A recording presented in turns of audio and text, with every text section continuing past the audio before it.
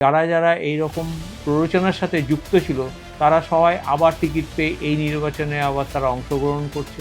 রাজ্যে কলকারখানা ফিরিয়ে আনার এবং নারী সুরক্ষা নিশ্চিত করার ভোট। তারা শুধু পেশি বলে ভোট লুট করতে ময়দানে নামলেন, এটাই গত 5 দশকে চক্রান্ত। কনগ্র্যাচুলেশনস আমি দিতে চাই বুথ লেভেল স্টাফ।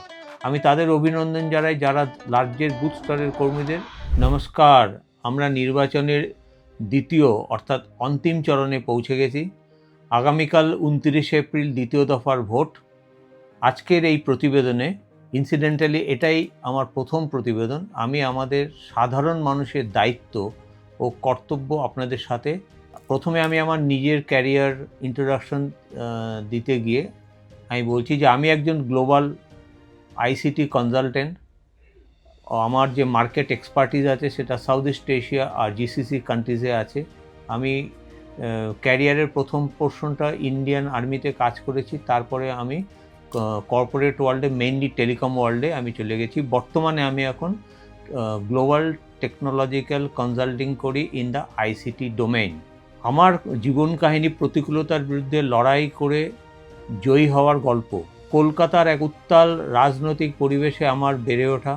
সমস্ত বাধা জয় করে আমি ইঞ্জিনিয়ারিং সম্পন্ন করি এবং পরবর্তীতে ভারতীয় সেনাবাহিনীতে লেফটেন্যান্ট কর্নেল পদে দেশ সেবা করি।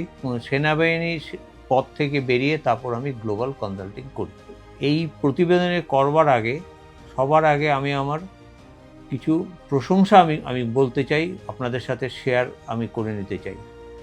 সেটা হচ্ছে যে সবার আগে ইলেকশন কমিশন অফ ইন্ডিয়া সম্পর্কে প্রথমেই প্রশংসা করি নির্বাচন কমিশনের, যেভাবে তারা রাজ্য সরকারি কর্মীদের ডেপুটেশনে নিয়ে এবং পরিকাঠামো ব্যবহার করে একটি অবাধ ও সুষ্ঠু নির্বাচন পরিচালনা করলেন, একটা জীবন্ত দৃশ্য স্থাপন করলেন, তা সত্যি অতুলনীয়।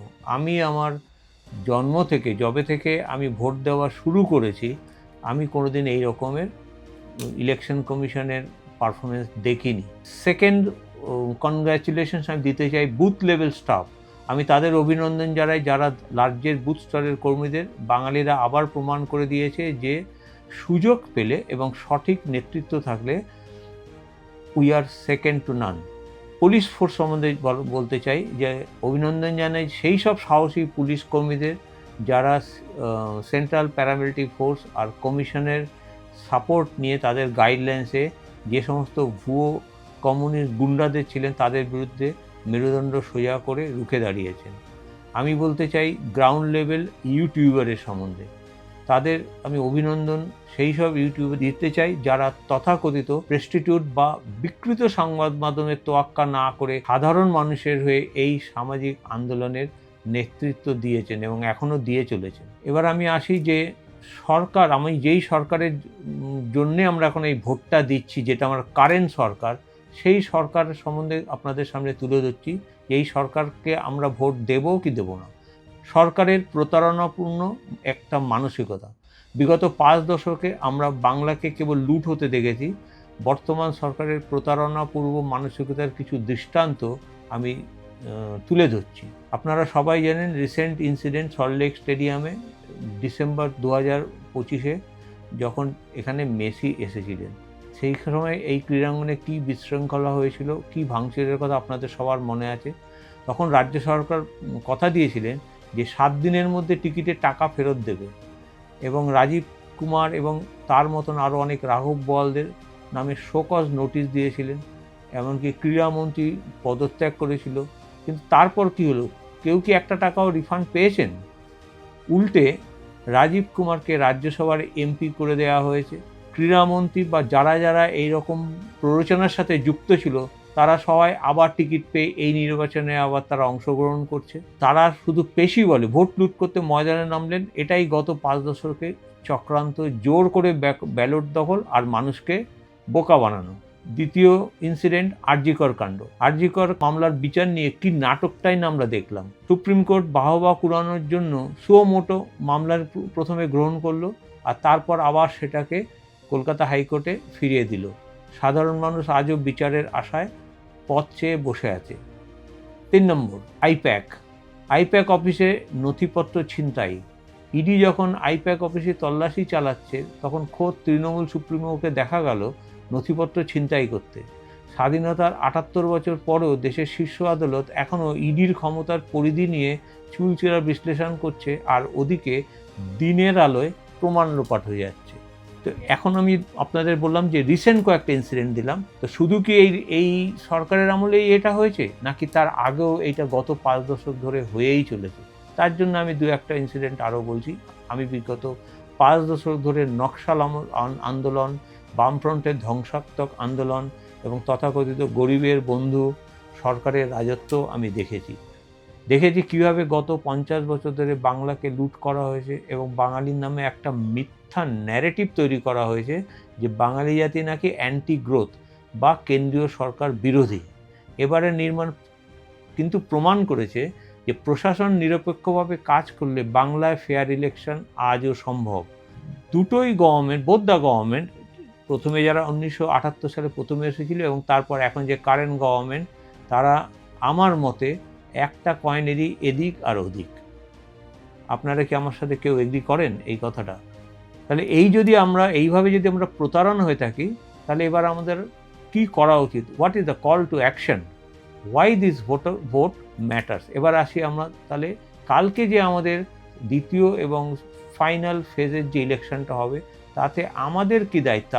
আমরা কিভাবে দেখব? Government, election commission of India, administration বিভিন্ন রকমের প্রিভেন্টিভ নিয়েছে, কিন্তু আমাদেরও তো কিছু দায়িত্ব আছে। আসুন এবার সেই দায়িত্ব নিয়ে একটু কিছু কথা বলি। কেন আপনার ভোট সরাসরি উন্নয়ন এবং বিজেপির পক্ষে হওয়া প্রয়োজন? মনে করবেন এবারকার যে ভোট, সেটা হচ্ছে বাংলার পুনরুত্থানের ভোট। এইটা জাস্ট একটা ৫ বছর পর একটা স্টেট ইলেকশন, সেই হিসাবে আমি দেখছি না। আমি অ্যাপিল করব যে আপনারাও এটাকে দেখবেন না। এটা একটা বাংলার পুনরুত্থানের ভোট, রাজ্য তথা ভারতকে জিহাদি মুভমেন্ট থেকে মুক্ত করার ভোট। এই ভোটটা ইন্ডাস্ট্রিয়াল সেফটি, এই রাজ্যে কলকারখানা ফিরিয়ে আনার এবং নারী সুরক্ষা নিশ্চিত করার ভোট। এই ভোট যারা ব্রেভ প্যারামিলিটারি ফোর্সেস আছে তাদেরকে সম্মান জানানোর ভোট। আমরা সবাই জানি যে কিভাবে এই সেন্ট্রাল প্যারামিলিটারি ফোর্সেসরা কিভাবে আমাদের দেশকে আজকে মাওবাদী সন্ত্রাস থেকে মুক্ত করেছে। সেই সব পরিবারদের জন্য যারা নীরবে চোখের জল ফেলেছে, কিন্তু স্বামী বা সন্তানকে দেশ সেবায় এগিয়ে দেওয়ার সাহস জুগিয়েছে, তাদের সাপোর্ট, তাদের মোটিভেশন দেওয়ার জন্য এইবারের ভোট। অপারেশন সিন্দুর, আমাদের মনে আছে যে গত বছর ২২শে এপ্রিলের কথা, আপনারা হয়তো সবাই জানেন। পাকিস্তান স্পন্সর সন্ত্রাসীরা যখন ২৫ জন সনাতনী হিন্দু পুরুষকে বেছে হত্যা করেছিল, তখন তাদের বীরাঙ্গনা স্ত্রীরা বা তাদের কেউ মা আছে বা তাদের বোন আছে, তাদের যে কাউন্টার পার্ট উইমেনগুলো আছে, তারা যেভাবে ঘুরে দাঁড়িয়েছিলেন, তাতে কেবল পাকিস্তান নয়, ইউরোপের দেশগুলো অনুপ্রাণিত হয়েছিল। এবং পরবর্তী পর্যায়ে আমরা দেখেছিলাম যে অপারেশন সিন্দুর কিভাবে ইন্ডিয়াকে একটা ওয়ার্ল্ড স্টেজে নিয়ে গেছিল। যদি ওই মাত্র ২৫ জন বীরাঙ্গনা নারী গোটা বিশ্বকে নাড়িয়ে দিতে পারে, তবে বাংলা মায়ের বোনেরা নিশ্চয়ই নিজেদের সুরক্ষা নিজেরাই নিশ্চিত করতে পারবেন। আমাদের বিজেপি সরকারকে নির্বাচন করে এইবার আমাদের নারীরা তাদের দায়িত্ব তারা নিজেরাই তুলে নিতে পারবেন।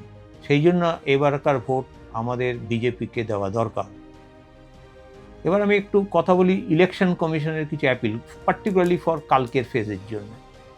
আগামীকাল ভোটের জন্য নির্বাচন কমিশনের কাছে আমার বিশেষ আবেদনটা হচ্ছে যে এই কলকাতা পুরসভার আন্ডারে উত্তরণ নামে একটা স্কিম আছে, যেখানে বস্তি উন্নয়ন, তাদের ইনফ্রাস্ট্রাকচার উন্নয়ন হয়।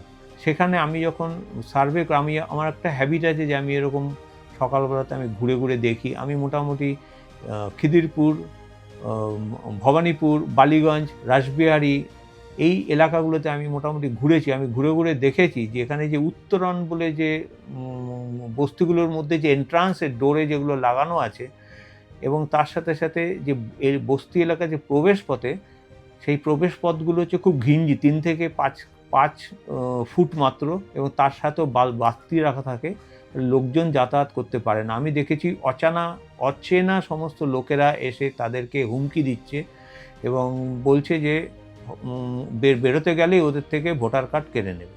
তাই আমি ইলেকশন কমিশনের কাছে নিবেদন করছি তারা যেন ওই সমস্ত এলাকায় প্রবেশপথে সিসিটিভি আর বাধ্যতামূলক প্যারামিলিটারি ফোর্সকে মোতায়েন করে, যাতে মানুষরা বাড়ি থেকে বেরিয়ে ভোট কেন্দ্রের দিকে যেতে পারে। ভোট কেন্দ্রে যথেষ্ট নিরাপত্তা, ট্রান্সপারেন্সি এবার হয়েছে, কিন্তু যেখানে একটা উইক পয়েন্ট আমার মনে হচ্ছে সেটা হচ্ছে এই বস্তিগুলোর ভেতরে, যেখানে ওই বস্তিবাসীরা থাকেন, যাদের অ্যাক্সেস রোডটা খুব ন্যারো। সেকেন্ড হচ্ছে, আমি লাস্ট 2 সপ্তাহ ধরে দেখেছি যে অনেক হকারদের উপরে যে গুন্ডারা, অচেনা সব গুন্ডারা এসে তা হুমকি করছে যে ওরা যদি ওদেরকে ভোট না দেয় এবং তাহলে 4 তারিখের পর থেকে ওদের ফুটপাতে ওখানে বসতে দেবে না। ফলে এই জায়গাটাও আমি দেখতে চাইছি, যদি এগুলো না করা হয় তাহলে আমার মনে হয় যে ভোটের পার্সেন্টেজ কলকাতাতে কমে যাবে। আর এইগুলো বলে আমি ফাইনালি যেটা পেশ করতে চাই সেটা হচ্ছে, এই সব ঘটনা প্রমাণ করে যে কেবল আদালত বা আমলারা আমাদের নিরাপত্তা দিতে পারে না বা দেবে না। যদি আমাদেরকে মর্যাদার সাথে বাঁচতে হয় তবে সাধারণ মানুষকে নিজের অধিকার নিজেকেই ছিনিয়ে নিতে হবে। আগামীকাল ব্যালট বক্সে আপনার এই প্রতিবাদের ভাষা বুঝিয়ে দিন। বন্দে মাতরম।